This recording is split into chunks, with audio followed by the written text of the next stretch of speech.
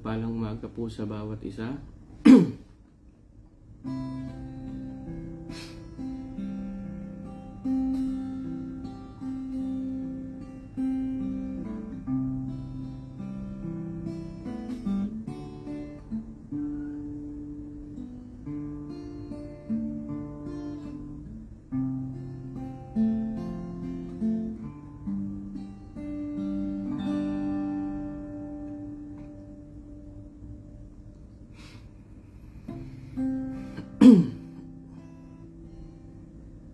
Pagpalang umaga po sa bawat isa. Narito po muli po tayo sa pag-aaral ng salita ng Diyos tuwing umaga. Ako nga po si Brother Bong ng Door of Faith Ajman, United Arab Emirates. Mga kapatid, sa umagang ito, bago po tayo mag-aral ng salita ng Diyos, awitan po muna natin ang Panginoon. Samahan niyo po ako awitan ng ating Panginoon.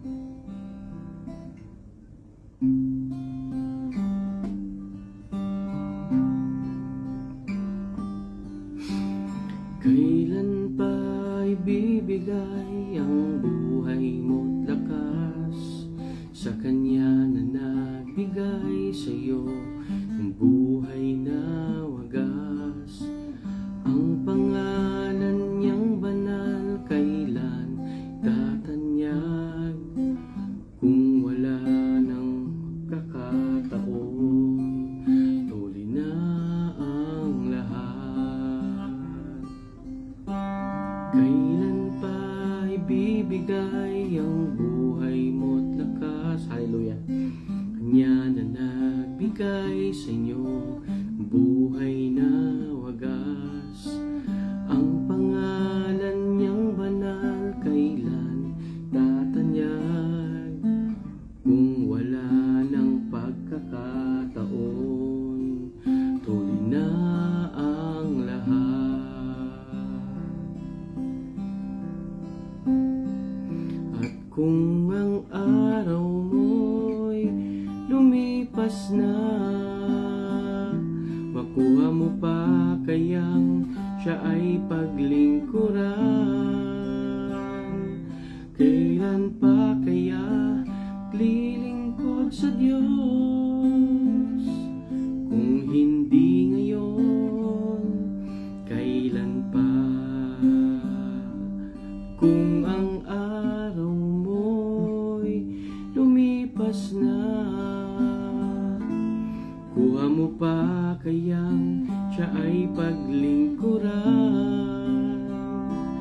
Kailan pa kaya lilingkod sa Diyos? Kung hindi ngayon, kung hindi ngayon, kung hindi ngayon, kailan pa?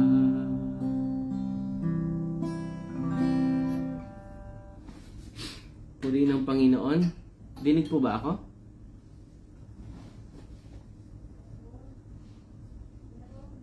Sige po. Tayo po muna ay manalangin bago po tayo mag-umpisa. Hallelujah po rin kayo, dakilang Diyos, napakabuti niyo. Salamat, O God, sa panibagong araw na pinagkaloob niyo po sa amin. Panibagong journey, O God, with you. Panibagong pagkakataon na binigay niyo po sa amin upang makasunod, upang magawa lamang, Panginoon, ang inyong mga ninanais at kalooban sa amin. Sa umagang ito, Panginoon, kayo po ang magbigay sa amin ng karunungan at kalaman upang maintindihan po namin ang inyong mensahe sa amin sa araw na ito. Itago niyo lamang po sa inyong likuran at lahat ng sasambitin ko po ay manggagaling lamang po sa inyo. Bigyan niyo po wisdom and knowledge, O God, na upang ang masambit ko lamang po ang inyong kalooban. Salamat, O Diyos. Ito mga panalangin sa tanging pangalan ng Panginoong Jesus. Amen and amen. Mapagpalang umaga po muli. Ako nga po pala si Pastor Bong ng DFC UAE Ajman po. So ngayon pong umaga tayo po ay mag-aaral ng salita ng Diyos. Aralin po natin yung John 9:4. Juan 9:4. John 9:4. Sabi po sa John 9:4 sa New King James Version po, ang sabi po dito, I must work the works of him who sent me while it is day. The night is coming when no one can work. Mga kapatid, alam naman po natin kung ano po yung konteksto ng talatang ito. Ito po yung ang Panginoon ay nagpagaling po ng bulag. Kaya sinabi niya po sa kanyang mga alagad, kailangan po magtrabaho na sa mga inatas po sa kanya ng nagsugo sa kanya habang habang umaga pa.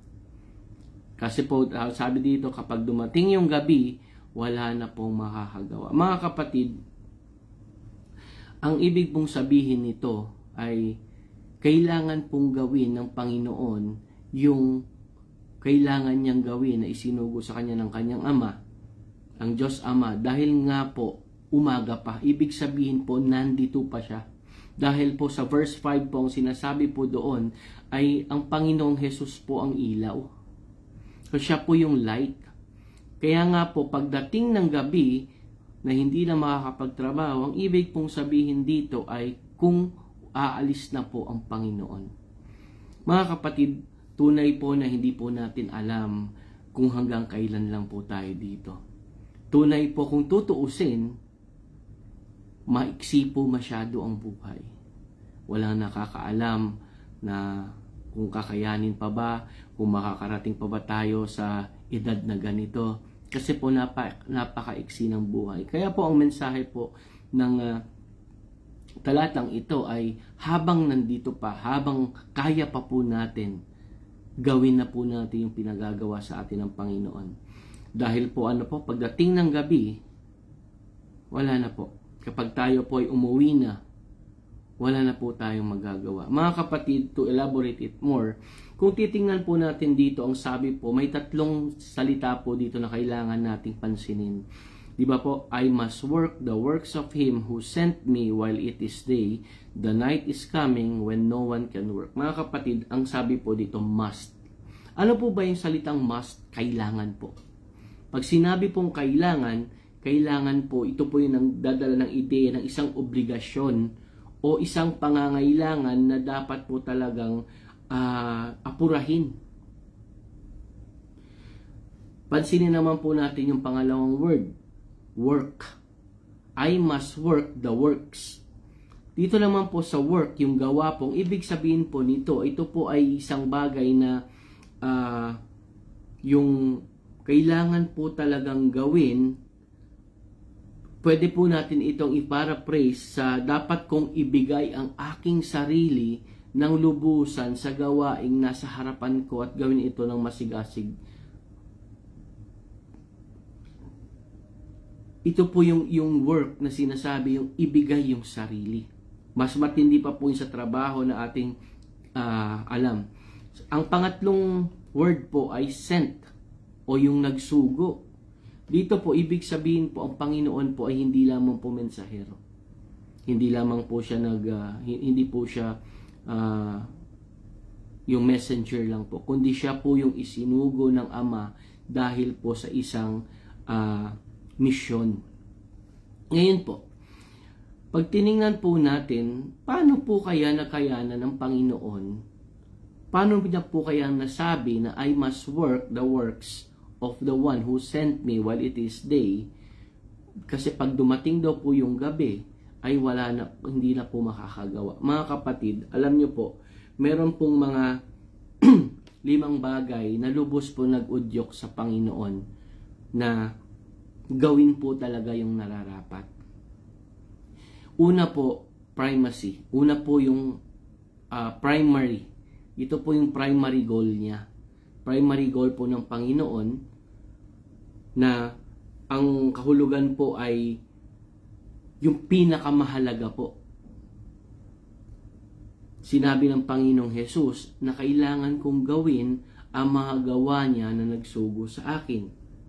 Sa buhay po natin mga kapatid, meron po tayong gustong gawin, meron po tayong mga bagay na inaasahan nating gawin, at meron po tayong mga bagay na ninais gawin. At may mga bagay po na dapat gawin. Para lamang po yung needs and wants. Itong primacy po, ito po ay need. We need to do this, hindi po want. Number 2 po, responsibility. Ito po yung nag-udyok sa Panginoon. Ano po ba? Bakit po yung responsibility? Ito po ay maaring tumukoy mga kapatid sa isang trabaho o tungkulin o misyon ng Panginoon. Ngayon po, yung tungkulin ng Panginoon natin, if it is primary, number 1 po ay primary or pinakamahalaga or pinakauna or priority, mga kapatid, ito po yung priority ng Panginoon. Yung ano po, yung responsibilidad. May responsibilidad po na inatang sa Panginoon. At ganon din naman po mga kapatid, may inatang din po sa atin. Kung mapapansin po natin yung pagkasabi po dito, I must work the works of Him who sent me while it is day. Sa ibang salin po kasi ang sabi dito, we. Sa ibang salin po, kailangan gawin nila. Sino po ba yung sinasabi doon? Ang sinasabi po doon, yung mga disciples, apostol ng Panginoon, mga disciples po ng Panginoon. Kung makikita po natin yung responsibility, meron din po tayong responsibility. Ano po bang responsibilidad natin bilang isang Kristiyano? Mga kapatid, it is to share the gospel of God. Kung ano pa po yung kaya nating gawin na para sa Panginoon, gawin po natin. Bakit po? Kasi yun po ang primary at yun po ay dapat, yun po ay kinakailangan. Amen po.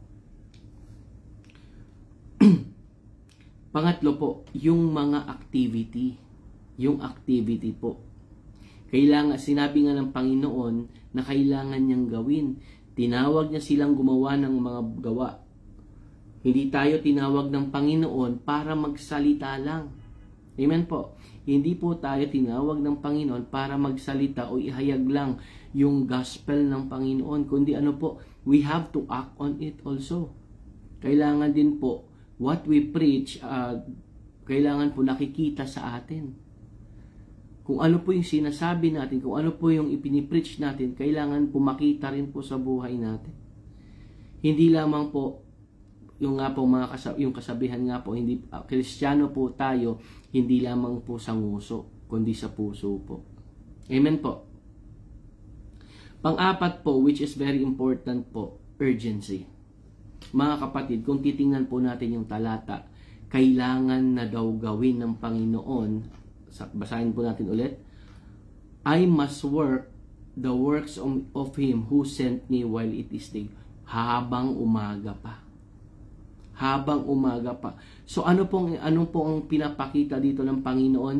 Ang pinapakita po ng Panginoon dito, yung urgency. Yung urgency, mga kapatid. Yung urgency ng bagay na kailangan niyang gawin na pinapagawa sa kanya ng kanyang Ama. Mga kapatid, sa buhay Kristiyano, ano po ba yung urgency natin? Ano po ba yung kailangan nating gawin? Ano po ba yung primary? Ano po ba yung responsibilidad natin? Ano po ba yung kailangang makita sa atin na ating pinipreach? Mga kapatid, the urgency is, tulad po ng ating inawit kanina, kung hindi ngayon, kailan pa? Kailan pa ibibigay ang buhay at lakas? Ito po yung pag-aapura. Tingnan nyo po pag sa Tagalog po, yung urgency ay pag-aapura. Inaapura na po. Hindi na po kailangan pa mag-waste ng time. Being a Christian, being a son of God, hindi po natin kailangan na ilagay sa isip natin yung procrastination. Kailangan po natin, habang kaya pa po natin, habang nandito pa po tayo sa lupa, kailangan na po nating magtrabaho. Kailangan po nating gawin yung pinagagawa sa atin ng Ama, kung anong pinagagawa sa atin ng Panginoong Hesus. Ano po ba yun? Ang ipangaral ang salita ng Diyos, na malaman ng mga tao, manumbalik sa Panginoon, sila po ay magsisi sa kanilang mga kasalanan, at ano pa po? At sila rin po ay maging isang tagalingkod o isang a worker din po ng Panginoon. Hindi lamang po mga kapatid, hindi lamang po bilang isang Kristiyano, we don't have to be selfish na kung ano po yung tinatamasa natin ngayon sa ating Panginoon. Kailangan din po natin ipa-experience ito sa mga taong naliligaw, sa mga taong, sa mga henerasyon, mga tulad ng henerasyon ngayon na puro internet, technology na po ang gumagana. Bakit po kailangan natin gawin ito? Sabi nga, kung babasahin po natin sa Hebreo 9:27 mga kapatid, nung sinasabi sa second part, na kapag dumating yung gabi, hindi na tayo makakapagtrabaho. Bakit po? Sabi po sa Hebreo 9:27, itinakda sa mga tao ang mamatay ng minsan at pagkatapos nito'y ang paghuhukom ng Diyos. Wala na po. Kaya habang nandito pa po tayo, habang malakas pa po, I urge everyone mga kapatid, sa mga manggagawa, sa mga pastor, sa mga elders, hindi na po bukas. Huwag po natin ipagpabukas. Ngayon po. Ngayon na po. Simula ngayon, pagpasok po natin sa trabaho, umpisahan po natin. Mga kapatid, life is too short. Mga kapatid, hindi natin alam hanggang kailan tayo. Hindi natin alam hanggang kailan tayo makakapagtrabaho sa umaga. Kaya nga po, kailangan na po nating gawin yung mga pinagagawa sa atin habang umaga pa, habang maaga pa. Dahil pagsapit po ng dilim, pag wala na po ang liwanag ng Panginoon, pag wala na po yung liwanag na nagre-reflect sa atin, wala na po tayong magagawa. Nasa huli po ang pagsisisi mga kapatid. Kaya kailangan na po nating kumilos, not tomorrow, not later, kundi ngayon mismo. Bakit po nasabi ito? Sabi nga po sa 1 Corinto 7:29, ang ibig kong sabihin mga kapatid, maikli na lang ang natitirang panahon, kaya ang mga may asawa ay dapat nang mamuhay na parang walang asawa. Sa Salmo 103 verses 15 to 16, ang sabi po dito, ang buhay ng tao ay tulad ng damo, tulad ng bulaklak sa parang ito'y lumalago, at kapag umiihip ang hangin, ito'y nawawala at hindi na nakikita. Sabi naman po sa Salmo 90 verse 12, ipaunawa niyo sa amin na ang buhay namin ay maiksi lang. Salmo 90:12 po, ipaunawa niyo sa amin na ang buhay namin ay maiksi lang, upang matuto kaming mamuhay ng may karunungan. Tandaan po natin, tulad po ng sinabi ko po kanina, kapag ano po yung nagawa natin, kapag ano po yung ginawa natin habang nandito pa po tayo sa lupa, hindi po tayo kumilos, o kumilos man po tayo, kung ano man po yung nagawa natin, kung ano man po yung nasabi po natin, wala na pong bawian. Yun na po yun. Nasa huli nga po yung pagsisisi.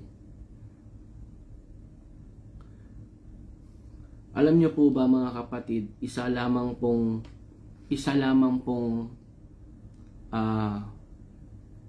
palatandaan ng isang Kristiyano po ay wala na pong sense of urgency, na hindi na po nag-aapura. Alam niyo po kung ano po mga kapatid, nawa naman po hindi loobin ng Panginoon na meron po tayong mga kapatid na ganito. Kung makikita po natin sa 1 Pedro 4:7, sabi po dito, 1 Pedro 4:7, ito po yung pakiramdam ng wala na pong sense of urgency. Ang sabi po, malapit na ang katapusan ng mundo, kaya pigilan ninyo yung sarili para hindi kayo makagawa ng masama at nang walang maging hadlang sa mga panalangin nyo. Mga kapatid, kung wala na pong sense of urgency, hindi na po tayo nananalangin. Nakakalimutan na po natin manalangin. Amen po. Ngayon mga kapatid, number 5. Una po ay primacy o yung pinakapangunahin or primary. Number 2 po ay responsibilidad. Yan po yung nag-udyok sa Panginoon. At yan din po dapat ang mag-udyok sa atin. Responsibilidad, yung activity natin, yung mga ginagawa natin, it should be coinciding sa mga sinasabi natin, sa pinipreach natin. We have to practice what we preach. Number 4 po yung sense of urgency. At number 5 po, bakit po kaya nagagawa ng Panginoon yung mga naudyok ang Panginoon na gawin ito na nag-aapura na primary niya, na responsibilidad niya at ginagawa niya at pinapakita niya kung anong sinasabi niya dahil po mga kapatid, meron po siyang relasyon sa Panginoon. Meron po siyang love relationship sa Ama. Amen po. Sabi nga po sa John, sa Juan 5:19, kaya sinabi ni Jesus sa kanila, John 5:19, sinasabi ko sa inyong totoo, ako na anak ng Diyos ay walang magagawa ko sa sarili ko lang, kundi ginagawa ko lang ang nakikita ko na ginagawa ng aking Ama. Kaya kung ano ang ginagawa ng Ama ay siya rin ginagawa ko bilang anak. Mga kapatid, there is a love relationship sa Panginoon at sa Diyos Ama. Kaya niya po nakakayanan, kaya niya po ginagawa yung primary, yung responsibilidad niya nung naparito siya, yung activity na ginagawa niya, yung sense of urgency dahil po sa intimacy sa kanyang, sa Diyos Ama. Malapit na malapit po siya sa Diyos Ama. Sabi nga po sa John 4:34. Sabi po sa John 4:34, sinabi ni Jesus sa kanila, ang pagkain ko ay ang pagsunod sa kalooban na nagsugo sa akin at ang pagtupad sa kanyang ipinapagawa. Mga kapatid, it boils down to one thing. It boils down to one thing. Ang pinupunto po dito, kapag tayo po ay may relasyon, tunay na relasyon sa Panginoon, tunay na relasyon sa Panginoong Jesus, tulad ng relasyon ng Panginoon sa Diyos Ama, kakayanin po natin. Mauudyokan din po ang ating puso at isipan na na gawin yung primary habang nandito pa po tayo sa lupa. Gawin po yung yung evangelizing people, telling them who is God, telling them who is Jesus. Pangalawa po, yung responsibilidad po natin na dapat nating gawin para sa mga hindi lamang po sa mga mananampalataya, kundi doon sa mga naliligaw. Pangatlo po, kailangan po natin mga kapatid, we have to practice what we preach. Pang-apat po, as a servant of God, tayo po ay mga kamanggagawa mga kapatid, kailangan na po natin kumilos ngayon na. Hindi na po pwede bukas, hindi na po pwede mamaya. Alam niyo po ba, tulad po ng nasasabi ko po minsan sa preaching, na hindi po pwede, sabihin natin, mamaya na lang, bukas na lang. Alam niyo po kung bakit? Mga kapatid, isa po itong pagmamayabang.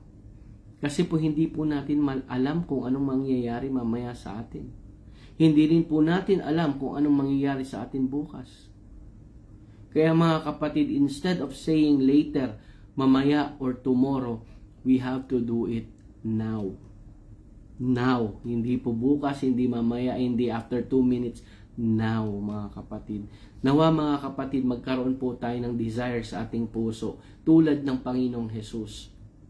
Kung tayo tunay na tagasunod ng Panginoong Jesus, magkaroon po tayo ng desire sa ating puso na maging katulad niya po na nag-uudyok sa Kanya, na gawin na lahat kung anong pinagagawa ng Ama sa Kanya habang may liwanag pa po.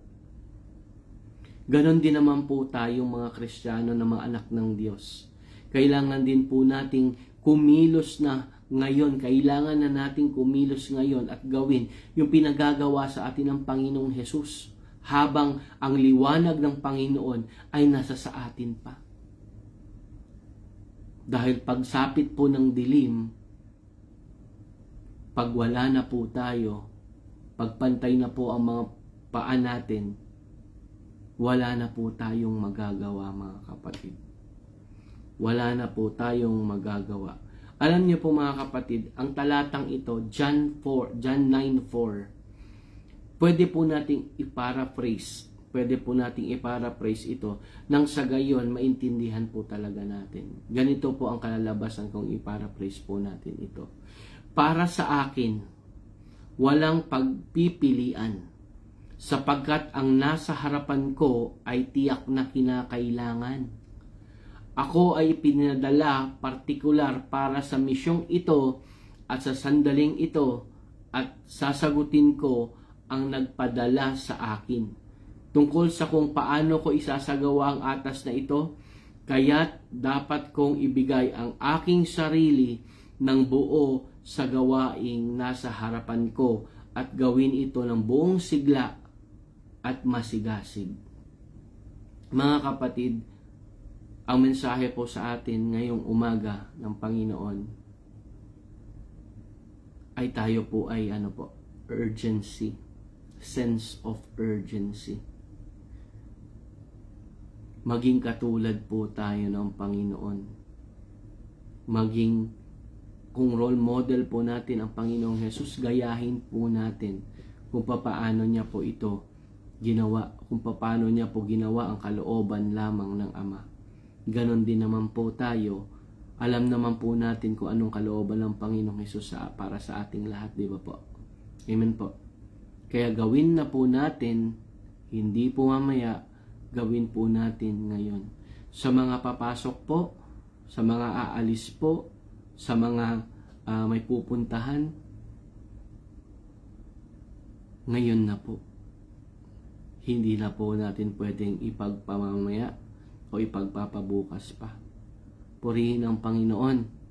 Purihin ang Panginoon dahil alam po natin mga kapatid, we are fully equipped na po tayo na mag-share ng salita ng Diyos na ipagpatuloy mga kapatid yung naumpisahan ng Panginoon sa buhay natin. Tunay mga kapatid, kung anong inumpisahan ng Panginoon sa buhay po natin nung tinanggap natin siya, He will be faithful hanggang sa dulo. Amen po. Praise God po. So, tayo po ay manalangin. Hallelujah. Purihin kayo, dakilang Diyos. Napakabuti ninyo. Salamat Panginoon for reminding us again kung ano po ba talaga, what it takes to be a Christian. Kung ano po ba dapat talaga ang maging isang Kristiyano. Kung sino po ba ang isang Kristiyano. Panginoon, salamat po for reminding us again na yung ilaw na nasa sa amin na nanggagaling sa inyo, O God, ay kailangan na po talaga naming gamitin, Panginoon. Hindi po mamaya, kundi ngayon at ngayon na po. Tunay, O Diyos, na kayo lamang ang nakakaalam kung hanggang kailan ang aming buhay. Kaya naman, Panginoon, huwag niyo nga pong pahintulutan na habang may ilaw pa po sa amin, Panginoon, na naggaling sa inyo, O God, magamit po namin ito for your glory para sa inyong kaluwalhatian lamang, O Diyos. Bigyan niyo nga po kami, Panginoon, ng burden of souls, Panginoon.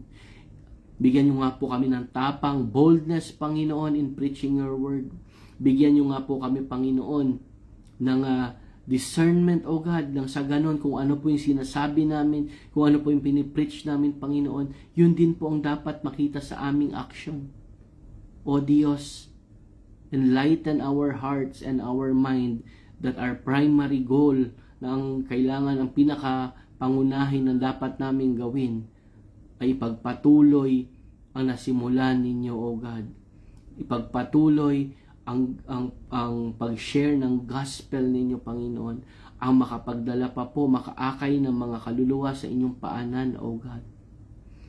It's a responsibility, O God, na embedded po sa pagiging isang Kristiyano. Salamat, Panginoon. Salamat, Panginoon, for pushing us, O God, na iapurahin, na magkaroon ng sense of urgency. Panginoon, we need you in our life. Panginoon, we want to establish a strong relationship sa inyo.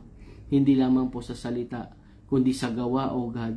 Nais po namin kayong makilala ng husto. Nais po namin kayong maranasan, Panginoon. Banal na Espiritu, salamat, salamat, salamat sa paggabay, salamat sa pagsama sa amin sa araw-araw. Sa mga kapatid po namin, O God, na papasok po sa mga araw na ito, may pupuntahan.